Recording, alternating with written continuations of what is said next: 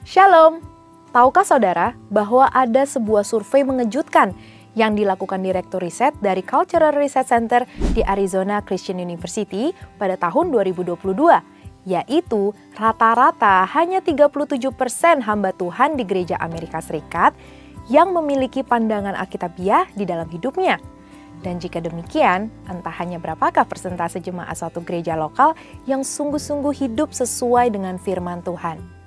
Salah satu cara yang dapat kita lakukan untuk bisa memiliki pandangan hidup secara Alkitabiah adalah dengan mengimplementasikan pengakuan iman dengan benar di dalam hidup kita.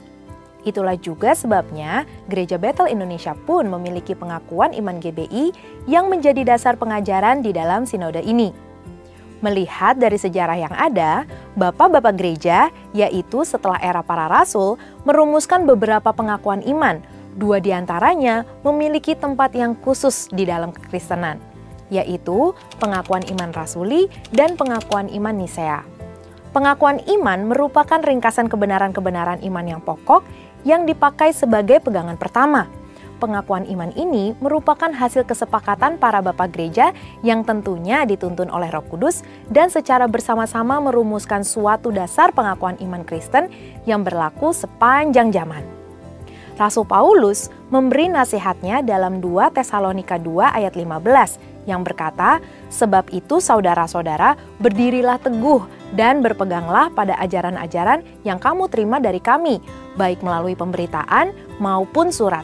Dan pengakuan iman ini adalah salah satu contoh ajaran yang dirumuskan oleh para bapak gereja melalui konsili ekumenis. Bahkan, jauh sebelum adanya perumusan pengakuan iman ini, Rasul Petrus pun telah membuat suatu pengakuan iman dalam Matius 16 ayat 15-16 yang merupakan jawaban atas pertanyaan Yesus, "Menurut kamu, siapakah aku ini?" Di mana Petrus menjawab, "Engkau adalah Mesias, anak Allah yang hidup." Pewahyuan dari Bapa kepada Rasul Petrus inilah yang menjadi pengakuan iman gereja mula-mula, yang di dalamnya juga terdapat pernyataan Yesus itu Kristus dan Yesus itu Tuhan, seperti tertulis dalam 1 Korintus 12 ayat 3 dan Kisah Para Rasul 8 ayat 37.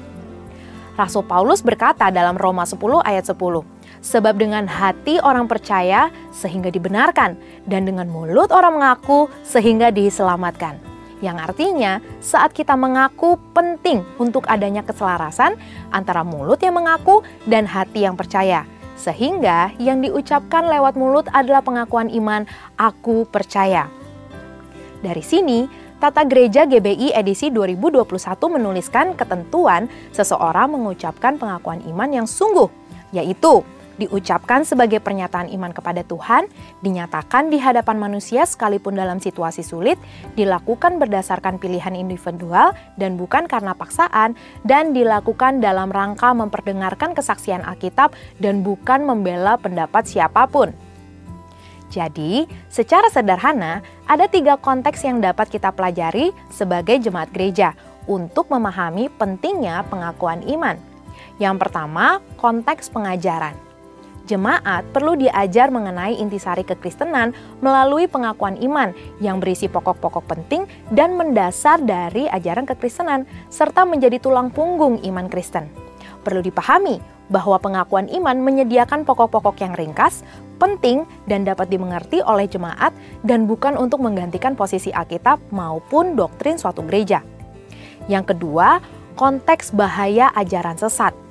Ada 2 ajaran inti kekristenan yang sangat dipertahankan oleh bapak-bapak gereja, yaitu ajaran tentang Allah Tritunggal dan ajaran tentang 2 natur Kristus, yaitu bahwa Kristus adalah sungguh Allah dan sungguh manusia.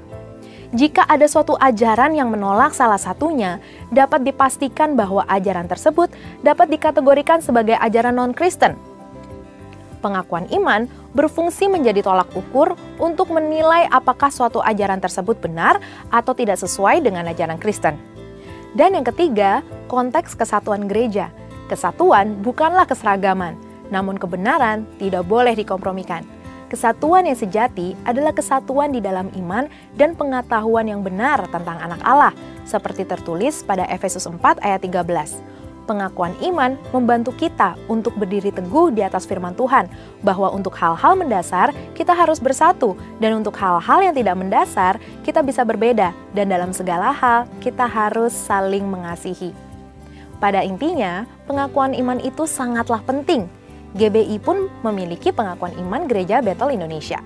Saat pengakuan iman dipahami dan diimplementasikan dengan benar, maka seharusnya kita akan memiliki hidup yang selaras dengan firman Tuhan.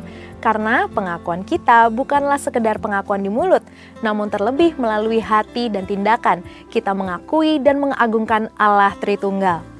Saudara, untuk penjelasan lebih lengkap dari tim teologi kami, silakan untuk membuka link yang ada di atas atau scan QR Code yang tersedia. Tuhan Yesus memberkati.